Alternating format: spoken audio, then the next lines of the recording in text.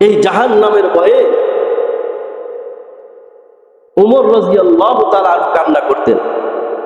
যে মুসলমানের তৃতীয় নাম্বার খলিফা, যাকে আল্লাহ তাআলা জান্নাতি হিসেবে সার্টিফিকেট দিয়ে দিয়েছেন, ঘোষণা করছেন, ঠিক কিনা?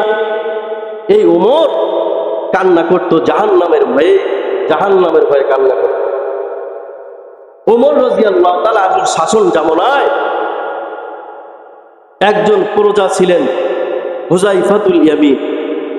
আল্লাহ রাসূলের ইন্তেকালের আগে মদিনার ভেতরে কে কে মুনাফিক, এই মুনাফিকের লিস্টগুলি অন্য কোনো সাহাবী দেয় নাই, হুযাইফার কাছে আল্লাহ রাসূল এই মুনাফিকের তালিকা দিয়ে দিয়েছে, কে কে মুনাফিক মদিনার ভেতরে। আর কাছে কারো কাছে দেয় না, হুযাইফার কাছে দিয়েছে। এই হুযাইফা হলেন ওমর রাদিয়াল্লাহু তাআলা শাসন জামানায় একজন প্রজা। ওমর রাদিয়াল্লাহু তাআলা মাঝে মধ্যে হুযাইফাকে যা বলতেন, হুযাইফা, আল্লাহ রাসূল যে তোমার কাছে মুনাফিকের লিস্ট দিয়ে গেছে, ওই লিস্টের ভেতরে কি আমার নামটা আছে? কথা কি বুঝতেছেন?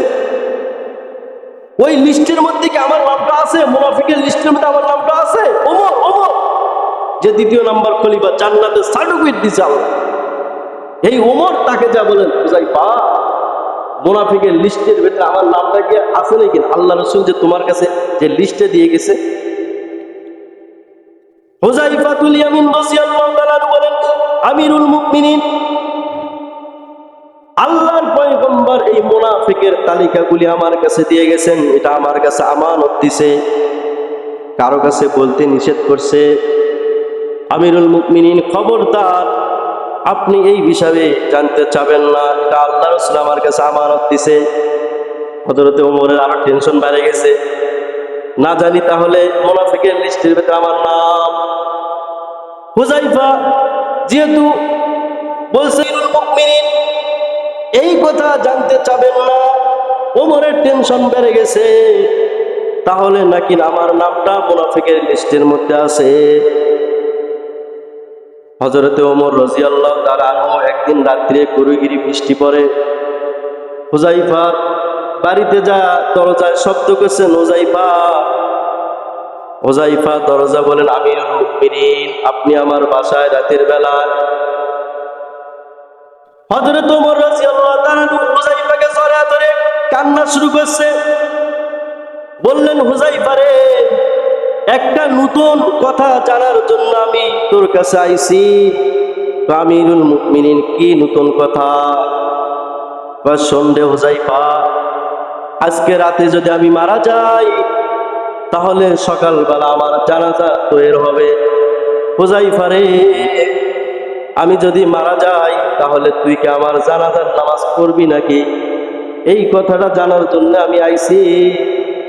হুযাইফাতুল ইয়ামিন রাদিয়াল্লাহু তাআলা আনহু আমিরুল মুমিনিনের চোখের পানিগুলি মুছায় দেয় আর জোরে ধরে কান্না শুরু করছেন। আমিরুল মুমিনিন, আল্লাহর পয়গম্বর বলেছেন, আমার পরে যদি নবী হয় তাহলে হযরত ওমর নবী হইতো।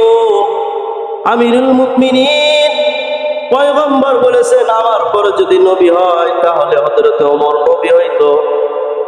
তাহলে দুনিয়ার জমিনে আপনার জানাজা পড়মু না তো কার জানাজা পড়মু?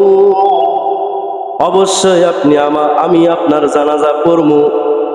হযরতে ওমর রাদিয়াল্লাহু তাআলা আনহু বলেন, হুযাইফা রে, আমি কনফার্ম হয়ে গেছি, মুনাফিকের লিস্টের মধ্যে আমার নামটা নাই, কেননা তুই কোন মুনাফিকের জানাজার নামাজ পড়িস না।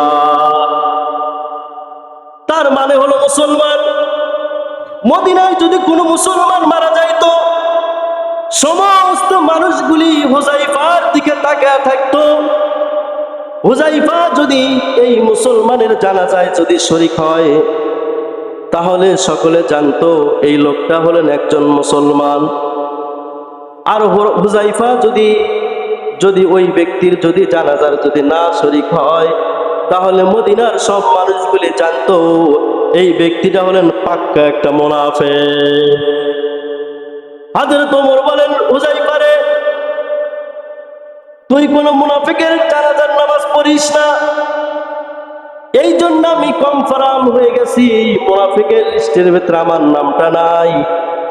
কিন্তু রে হুযায়ফা,